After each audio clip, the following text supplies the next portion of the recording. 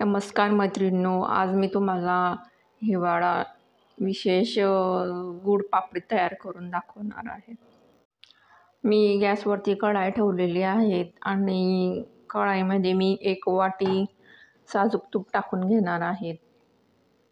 तुम्ही बघू शकता मी 1 वाटी तूप टाकलेलं आहे, साजूक तूप. आणि तूप वितळल्यानंतर मी गव्हाचं पीठ 2 वाटी गव्हाचे पीठ घेतलेले आहे, ते मी या तुपामध्ये टाकणार आहे. बघा, तूपसुद्धा तापलेलं आहे, तर मी पूर्ण 2 वाटी पीठ घेतलेलं आहे, ते यामध्ये टाकून घेणार आहे. आणि त्याला मस्त असं ढवळून घ्यायचं.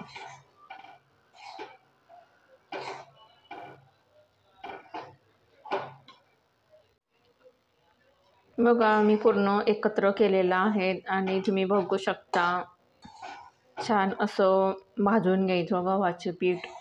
यामध्ये गाठासुद्धा तयार होतात, त्या चमच्याच्या साहाय्याने मोडून घ्यायच्या, जेणेकरून पापडीसुद्धा छान बनेल त्यासाठी.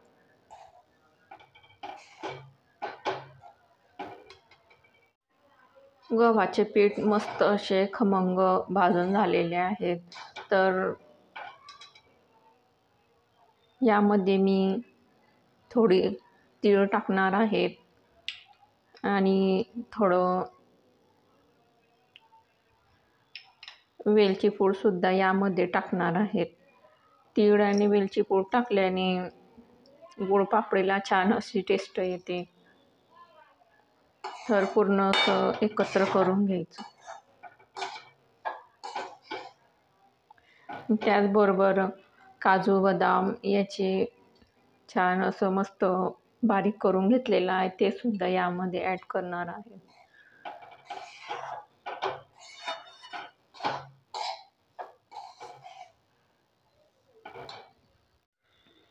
हे पूर्ण भाजून झालेले आहे, तर मी गॅससुद्धा बंद करून घेणार आहेत आणि थोडं थंड होऊ देणार आहेत.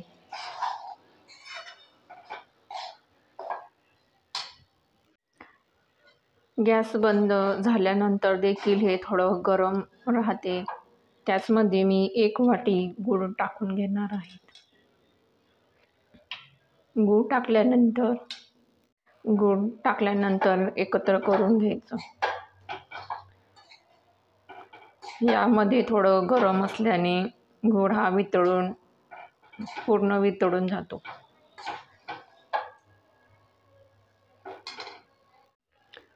बघा, गूळ हा पूर्ण यामध्ये ॲड झालेला आहे, तर मी हे मिश्रण एका ताटाला तूप लावून घेतलेलं आहे, यामध्ये टाकून घेणार आहेत. बघा, मी हे पूर्ण मिश्रण या ताटामध्ये काढून घेतलेलं आहे आणि वडी या ताटामध्ये मी थापून घेणार आहेत. बघा, मी अशा पद्धतीने वाटीच्या साहाय्याने वडी ही थापून घेतलेली आहे छान. यावरती मी थोडं खसखस टाकून घेणार आहे. खसखससुद्धा हिवाळ्यामध्ये खाणे शरीराला फायदेशीर असते. आणि तीळसुद्धा यावरती मी टाकून घेणार आहे. आणि वाटीच्या साहाय्याने परत याला थोडं असं दाबून घ्यायचं.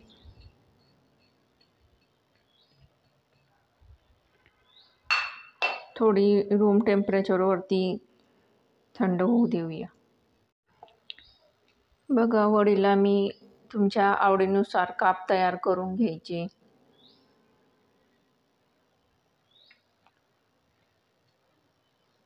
गूळ पापडी किंवा वडी खाण्यासाठी छान लागते आणि मुलांना देखील शाळेतून आल्यानंतर खाण्यासाठी चांगले असते. तर मी अशा पद्धतीने काप तयार करून घेत आहे. बघा, अशा पद्धतीच्या गूळ पापडी तयार झालेली आहेत. बघा, किती सुंदर आणि मस्त झालेली आहेत. तर तुम्ही देखील गूळ पापडी तयार करून बघा अशा पद्धतीने.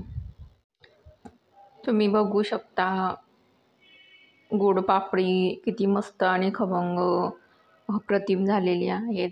त्याचबरोबर मी बाकीचे मिश्रणाचे कढाईमध्ये गरम करून घेतले आणि लाडू वळून घेतले.